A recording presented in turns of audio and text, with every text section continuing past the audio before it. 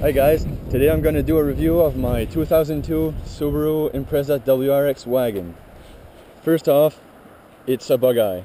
Many people don't like the bug eyes, but I really don't mind them. There is a lot of room in the trunk. There's also a few cubby holes in here where I can put my window scraper, my exhaust silencer, my wrench here, wheel lock key. There's a jack in there. There's also another little cubby hole there. Put all kinds of stuff in there. Spare tire underneath. Booster cables, lots of room in here.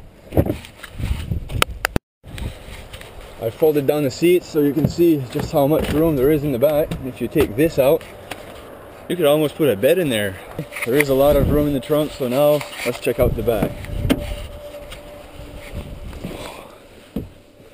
Wow, this is really a tight fit. I'm 6'2" and the front seat is set to my normal driving position.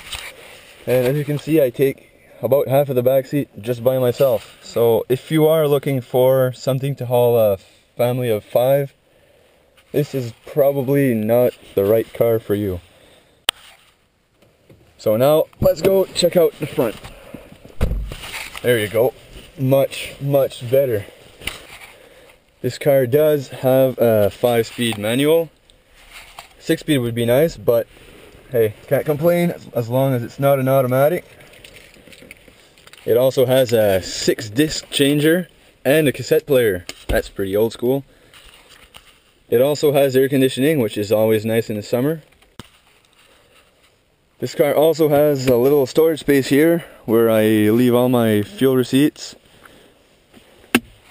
It has heated seats, which are really perfect for cold weather like this, and electric mirrors, so you can adjust them without even getting out of the car, which is also a neat little feature. This particular car also has an alarm, if you're wondering what this little blue tab is. One of the surprising features is a little sun visor for the middle. I've never seen that before I hopped into this car. Has 2 nice little lights there. They're pretty bright.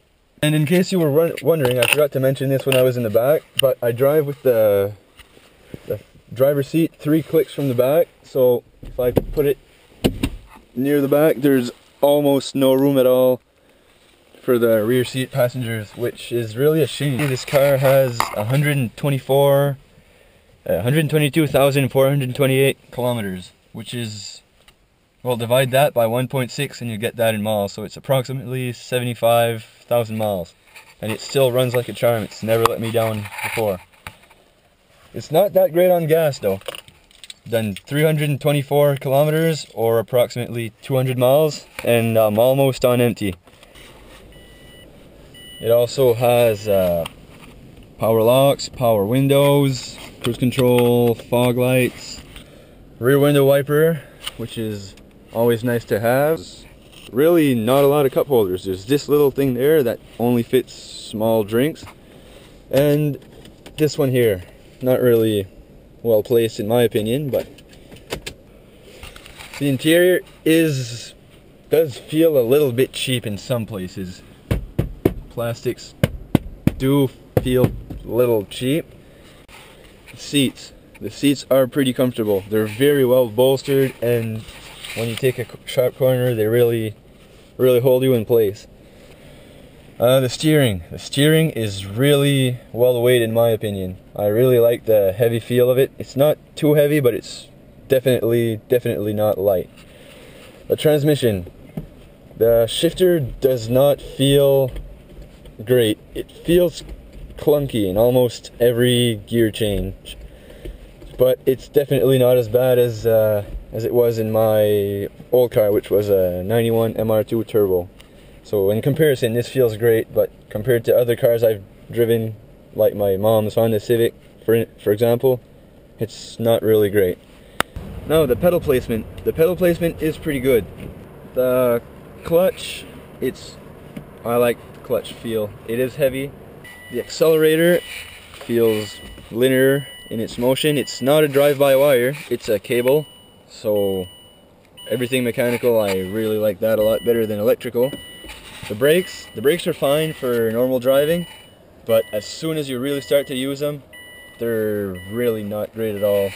They do fade pretty easily, and if you're on a camping trip with 5 of your friends and a full trunk, they really are hard to press and hard to stop with. So now let's go check out the car on the outside. 3-inch full turbo back NVIDIA exhaust. It sounds lovely. I'll get to that later. I've also installed some Rally Armor mud flaps. They makes the car look a lot more like a rally car. And I've also painted those wheels gold. So you can hopefully see, pipe goes all the way in the front, down pipe, and then mid pipe, and then cat back. I've installed those little mirrors there, and trust me, they are amazing for parking. This car is a flat 4 turbo engine. Flat 4, it means both of the pistons go like this and like this on each side. See, there's an intercooler. I've put a little Canon drop-in filter in there. It flows a lot better than the regular one. So the air goes through here from the intake, goes all the way into this panel, comes back up, goes through the little Canon panel filter there, goes through an airflow sensor, which is pretty old school, then goes up into the turbo where it gets compressed, goes into the intercooler, it gets cooled down, then into the engine, comes out through the engine, right back in the turbo and the compressor to make it build boost, and down through the downpipe.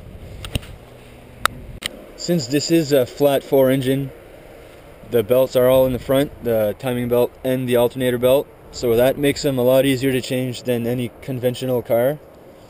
But since it is a flat 4, the spark plugs are on this side, somewhere down in there, and on that side like this, somewhere pretty well hidden, I'll be honest.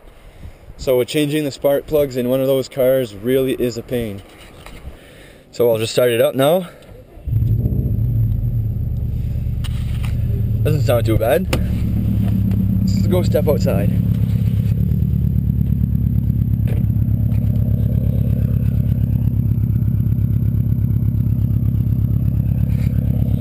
That is at idle. It also comes with a silencer that I have hidden in here. And with the silencer, it is a lot quieter.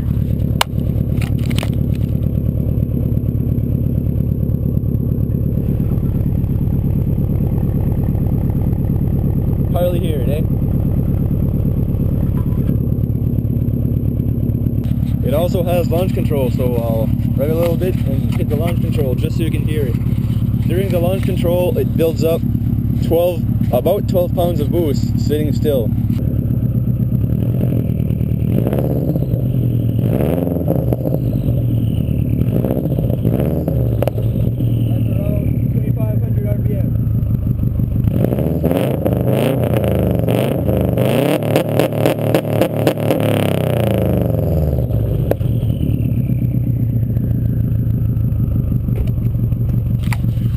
Sound gets me every time. It's awesome. Now let's go drive it. This car is a lot of fun to drive.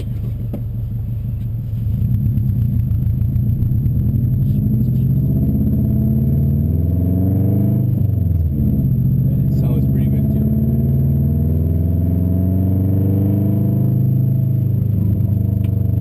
Let's try out the launch control in the snow and see what this thing can do.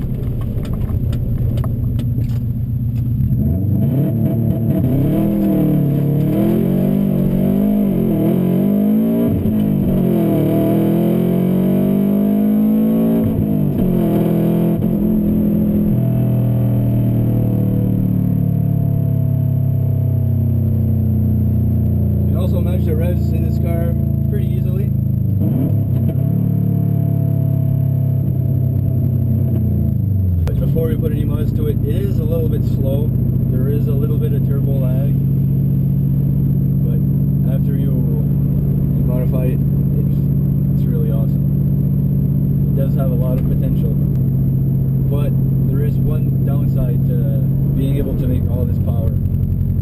The O2 WRX transmissions brake really easily.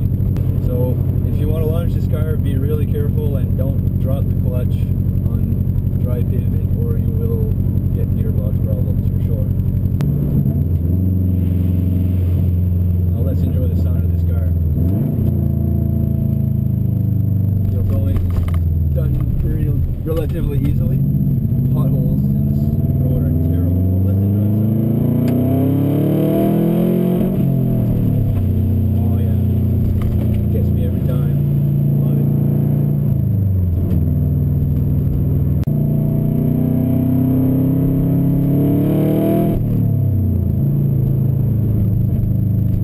This is also a place where I like those little tiny mirrors. Allow me to get as close to the bank as I want to without actually hitting it. It's perfect.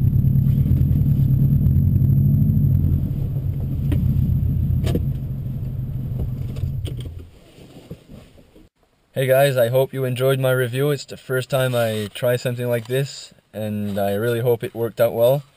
And I hope you guys like it. And also be sure to check out my drifting video also on this channel with this car so you can really see what it can do.